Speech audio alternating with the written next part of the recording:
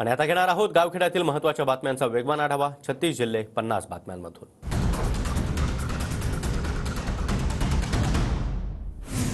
मुख्यमंत्री आणि दोन्ही उपमुख्यमंत्र्यांमध्ये जागा वाटपावरून वर्षा निवासस्थानी बैठक. नाशिकची जागा राष्ट्रवादीला तर ठाण्याची जागा शिंदेंना देण्यास तीनही पक्षांची सहमती झाल्याची सूत्रांची माहिती.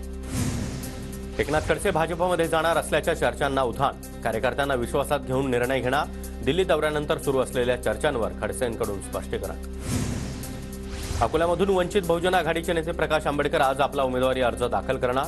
वंचितचे कार्यकर्ते जोरदार शक्ती प्रदर्शन करणार.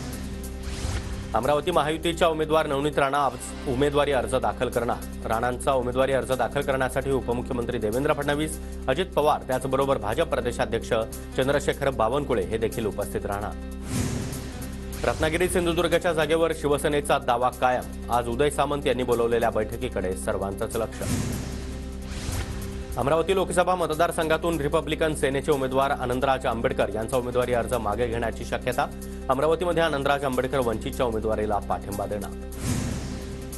नागपूरच्या रामटेकमध्ये अपक्ष उमेदवार किशोर गजबे यांना वंचितचा पाठिंबा मिळाल्यानं काँग्रेसची डोकेदुखी वाढली.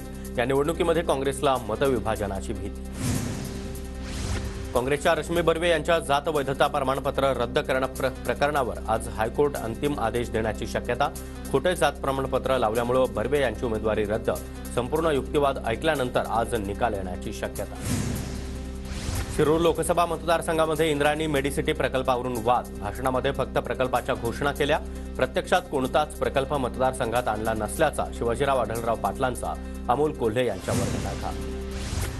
काँग्रेसचे अभय पाटील निवडणुकीच्या रिंगणात उतरणार. अकोल्यामधून अभय पाटील आज आपला उमेदवारी अर्ज भरणार.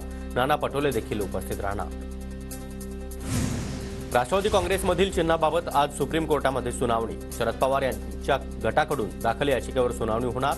निवडणूक आयोगानं दिलेल्या निर्णयाविरोधात शरद पवार गटाची याचिका. महायुतीमध्ये हिंगोलीतून हेमंत पाटील यांचं तिकीट कापल्यानंतर बाबूराव कदम कोहळीकर आज आपला उमेदवारी अर्ज भरणार. मुख्यमंत्री शिंदे यावेळी उपस्थित राहणार. भाजपचे उमेदवार प्रताप पाटील चिखलीकर आज नांदेडमधून उमेदवारी अर्ज भरणार. उपमुख्यमंत्री फडणवीस आणि चंद्रशेखर बावनकुळे उपस्थित राहणार. महाविकास आघाडीचे उमेदवार नरेंद्र खेडेकर आज बुलढाण्यामधून नामांकन अर्ज दाखल करणार. आदित्य ठाकरे, रोहित पवार, अंबादास दानवे हे उपस्थित राहणार. रत्नागिरी सिंधुदुर्गचा खासदार मोदींच्या मंत्रिमंडळातला हवा. 4 जूनपर्यंत मी वारंवार भेटत राहणार. नारायण राणे यांचं सूचक वक्तव्य. 9 एप्रिलला शिवतीर्थावर या. काय घडतंय हे सांगायचंय. मनसेची सोशल मीडियावर पोस्टरबाजी. गुढीपाडवा मेळाव्यानिमित्त मनसेकडून पोस्टर जारी.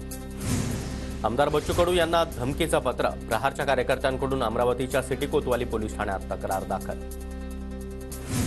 यवतमाळ आणि वाशीमध्ये भावना गवळी यांचे कार्यकर्ते आक्रमक. भावना गवळी यांना उमेदवारी नाकारल्यानं कार्यकर्त्यांची भावना गवळी यांच्या समर्थनात जोरदार घोषणाबाजी. शरद पवार यांच्या सावत्र भावाचा अजितदादांना पाठिंबा. अजित पवार, सुनेत्रा पवार हेच आमचं कुटुंब. घरावर बोर्ड लावत पांडुरंग पवारांनी अजितदादांना पाठिंबा दर्शवला. वंचित बहुजन आघाडीनं यवतमाळ वाशिम लोकसभा मतदारसंघातील उमेदवार बदलला. सुभाष हेमसिंग पवार यांच्याऐवजी अभिजित लक्ष्मणराव राठोड यांना वंचितकडून उमेदवारी जाहीर.